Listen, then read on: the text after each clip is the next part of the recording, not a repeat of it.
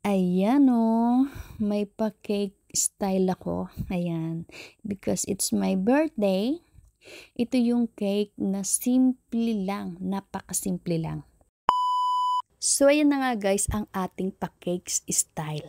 Ha, 'di ba? Napakasimple lang. Alam nyo guys, afford ko naman talaga guys ang bumili ng cakes na mamahalin pero ayoko.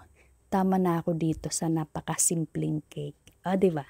Ayan, maraming paraan para ma-celebrate mo ang birthday na hindi ka nagagastos ng mahal, hindi nagagastos ng cake na mamahalin. O, 'di ba? So, ayan guys, ayan, hindi alam ng asawa ko na naggaganito-ganito ako ngayong birthday ko.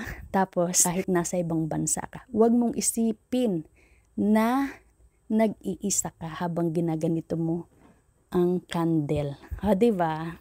Ayan, isipin mo maraming tao nasa paligid mo na nagkakanta ng happy birthday. Diba?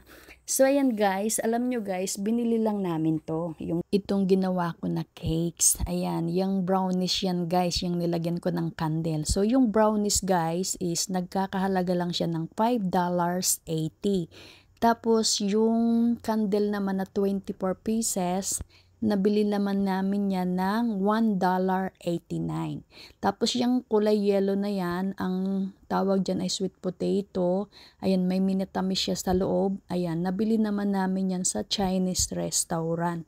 Nagkakahalaga naman siya ng $8.80. O, diba? Napakasimple lang, guys. Ayan.